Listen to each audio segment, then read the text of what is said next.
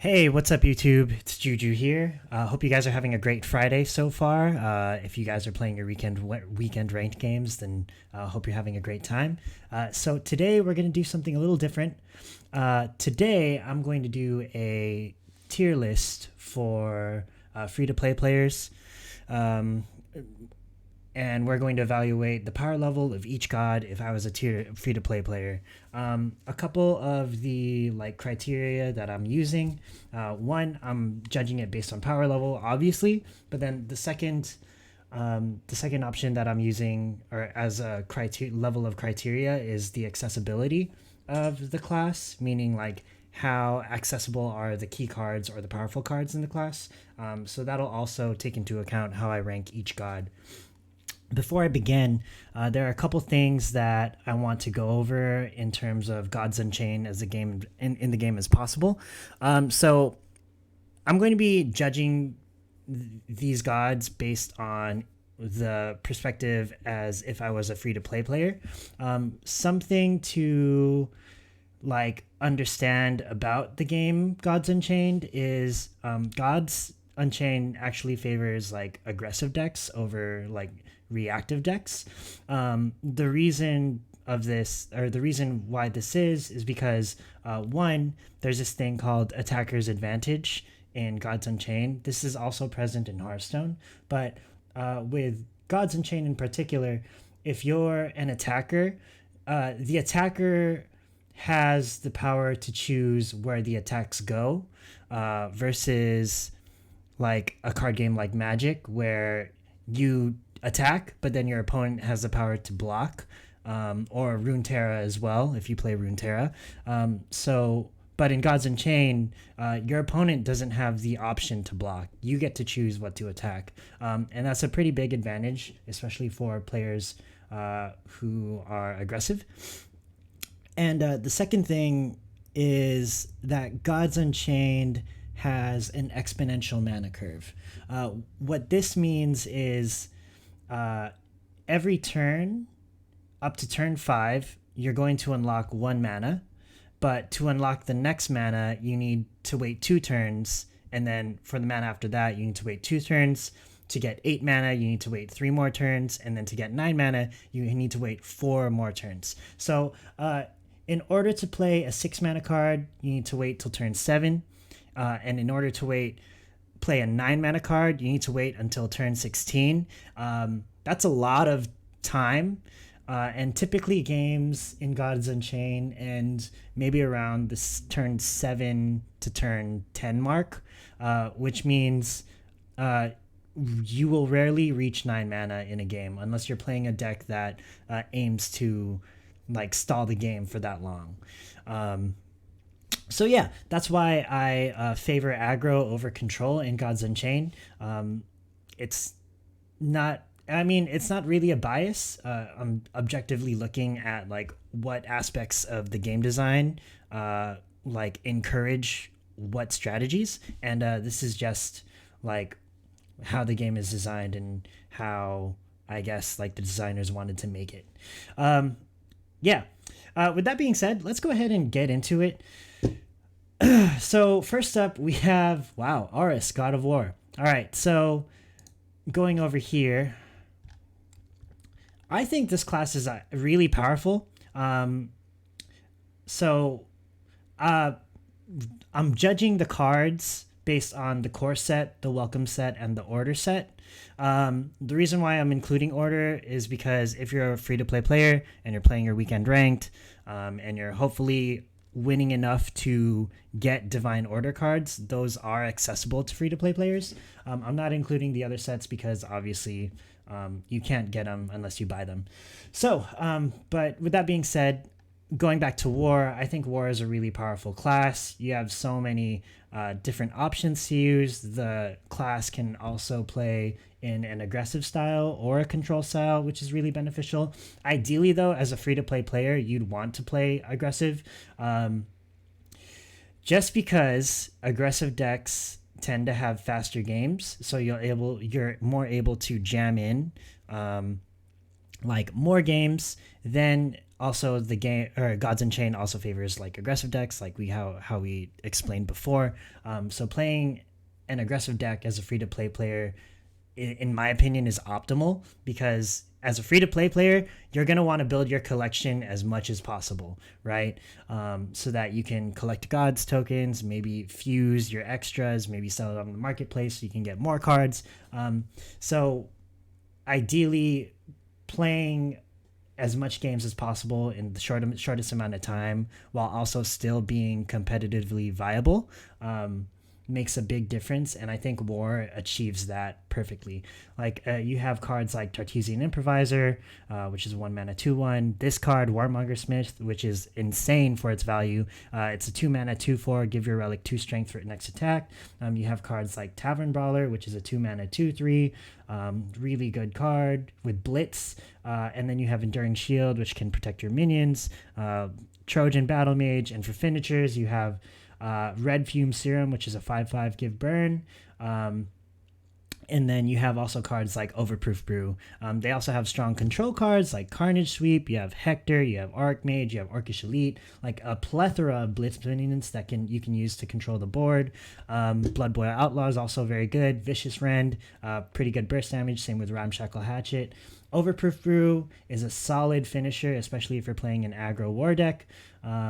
Yeah, very good cards in general. And then we haven't even touched the Divine Order cards, which you have Thundercaller, you have Valknir Cavalry, you have Another Round, you have Archangel Bruiser, which is a pretty pivotal card, especially in Frenzied aggro decks.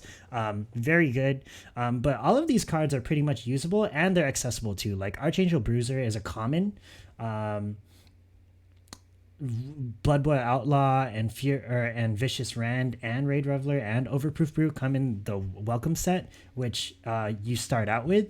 Red Fume Serum is probably going to be harder to pull because it's an epic. Same thing with Warmonger Smith and Tartesian Improviser. But listen, like Tavern Brawler is a common, Viking Longship is a rare, Blade of Styx even is a solid card, and like that's a common. So it's very powerful cards and also very accessible. I'm going to go ahead and put Oris into S tier.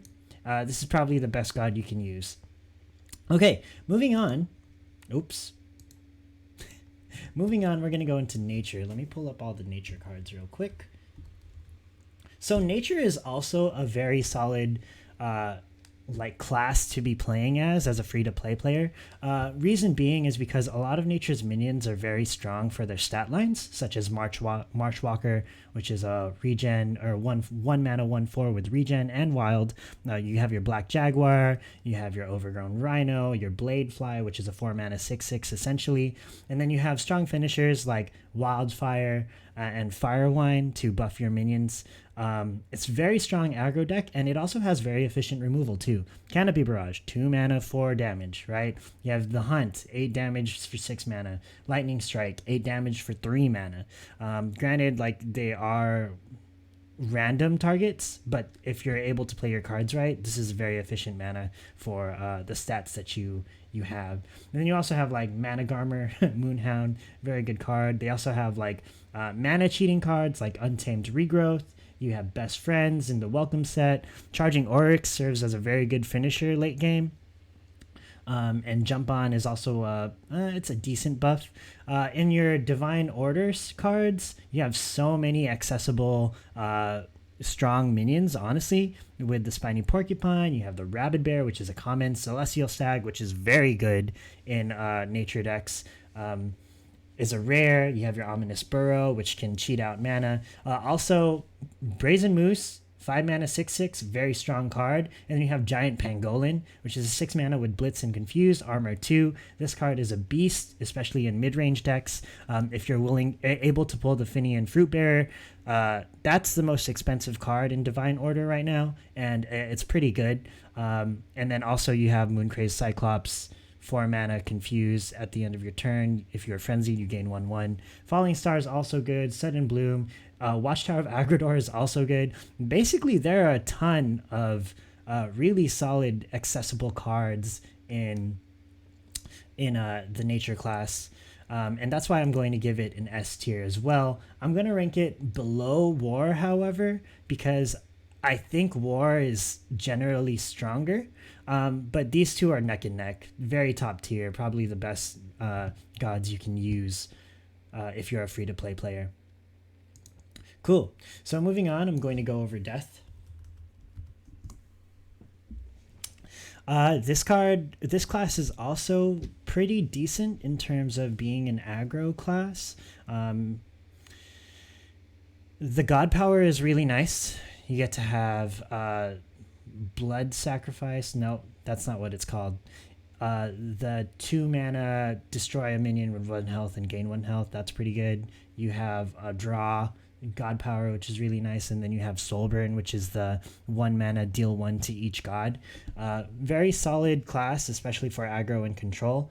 Actually, it's actually the class with one of the best control decks. However, those decks run like Demogorgon and Apocalypse Now, so you'll be spending a pretty penny if you want to run a really good control death deck. But in terms of overall strength, these cards are pretty strong.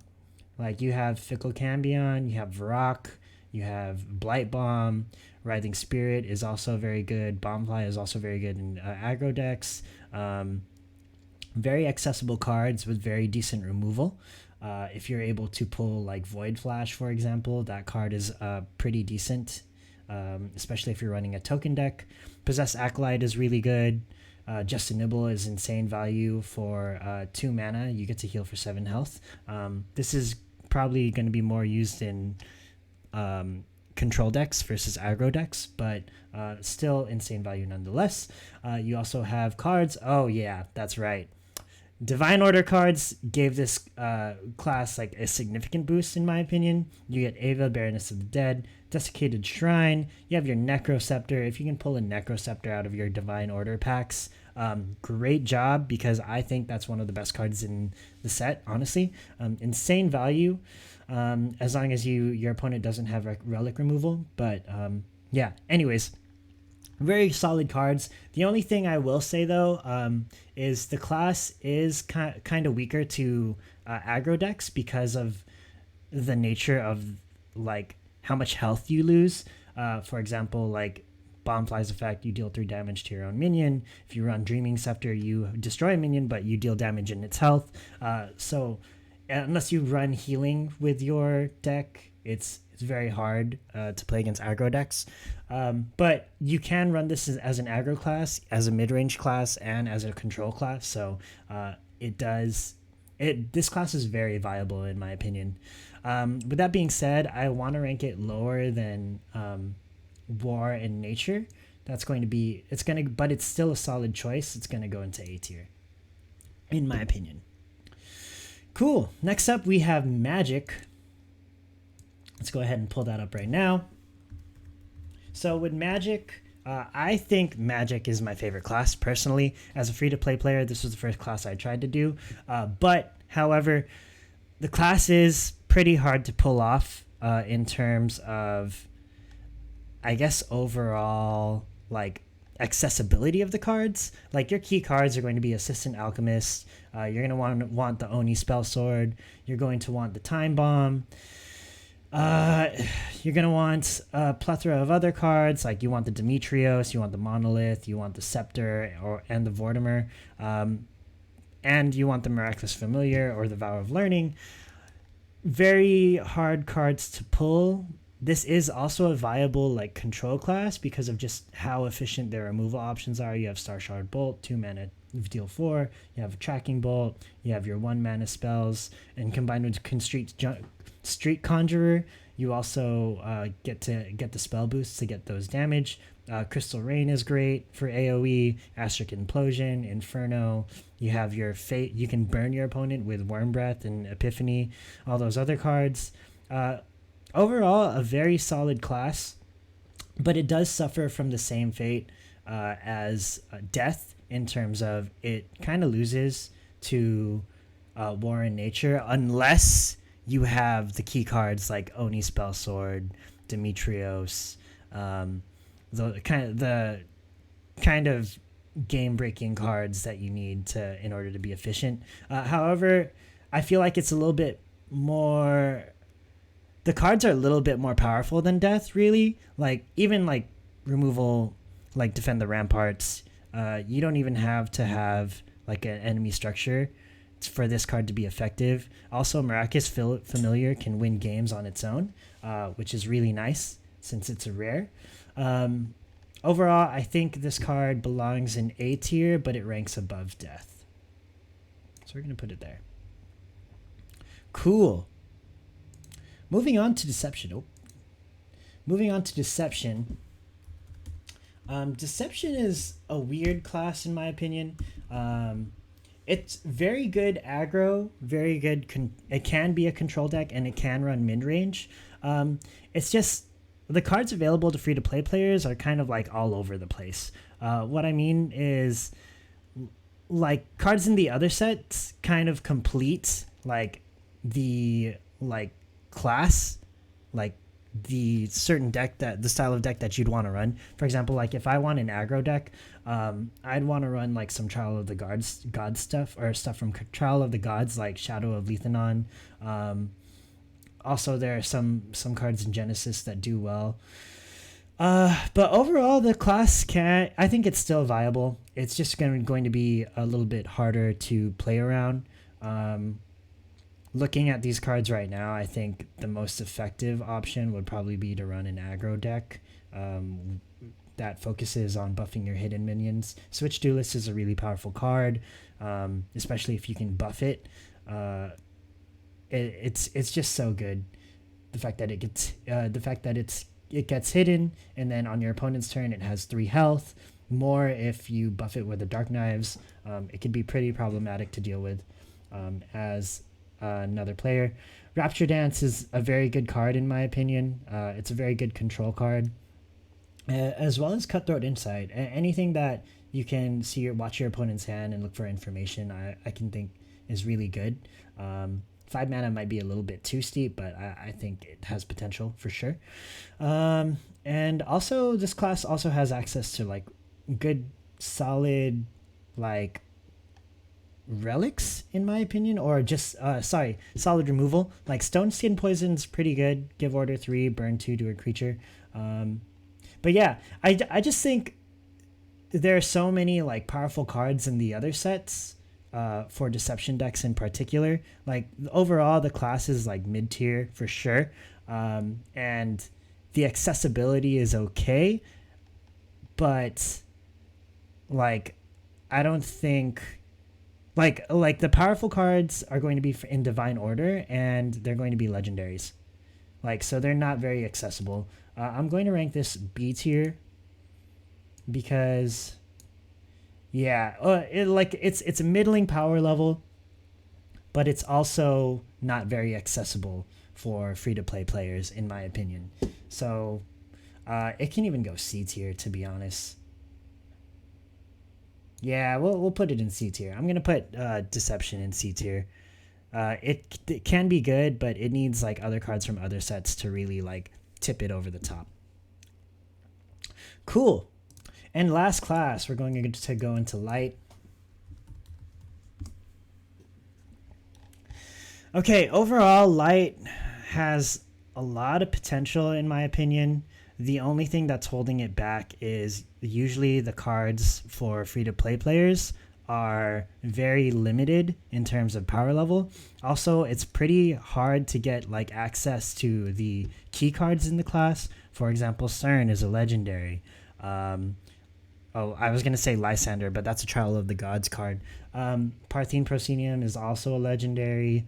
Like Imperium Pacifist is an epic, which if you pull, like, I would probably run this in like a free-to-play light deck. Divine Judgment is also an epic, and it's pretty efficient removal, especially if you're running cards with order or that give other creatures order. However, like, the cards in the Welcome set are very underwhelming. I would probably, the only card that I would maybe run is a Battlement Luminary, but even then, like a 2-mana 2/1 that gives 1 health to each other friendly creature is pretty insignificant. Especially like you need 2 creatures on board to have it justify the mana cost, which I not really feeling. Ritual Rod is really good if you can pull this card. Very efficient form of removal, in my opinion, or relic removal. Chalice Priest is also good. The only problem here is they're both epics, so it's very hard to pull. Asterius is also a very key card, but it's a legendary, so you're going to have to wait to get a really efficient like light deck, in my opinion. Yeah, even Blind Martyr, dude. Like, Blind Martyr is such a good card, but it's an epic. So, like, as a free-to-play player, it just feels bad trying to make a light deck and then just hoping to, like, pull these cards. Like, if I had these cards, like, light decks would be more, like, accessible. Gosh. But for the most part, I definitely don't think that as a free-to-play player, I would want to focus on making a deck out of this class until I pull those key cards, which might take a while. So with that being said, I'm going to put this class in D tier. Yeah, the power level can be good, but the cards aren't very accessible, even though key cards are going to be in core and divine order sets. The cards that you start off with are trash, in my opinion. So do what you will with this information. But anyways, that's pretty much it with the tier list. As you can see, we have our top decks or top classes like War and Nature, followed by Magic and Death in A tier, followed by Deception in C tier, and Light in D tier. If you want to share your opinion or have any other thoughts about this list, feel free to share them in the comments below. Always, this is subjective, right? I'm just using my experience from TCGs and as a former free-to-play player, for sure, giving my thought process and information for you guys, and in hopes that it'll help y'all in your free-to-play journey, right? Because it's hard out here for card game players. Like, some of the most expensive cards in Gods Unchained are like $1,000, $700, $400, so it's really hard, but to be a free-to-play player, especially like in this meta where so many players are buying cards out of the marketplace. But in terms of viability as free-to-play, I still think you can do it, especially with classes, with these top 4 classes in particular, maybe more so aggro, nature, and magic. But if you can be patient, play the cards, focus on learning the game and how to make the most out of the cards that you have and the collection that you have, you should be fine as a free-to-play player. With that being said, thank you guys for tuning in. Hope y'all enjoyed the video, especially with this stream production. Yeah. But yeah, hope it helps. Have a great day, everyone. Take care.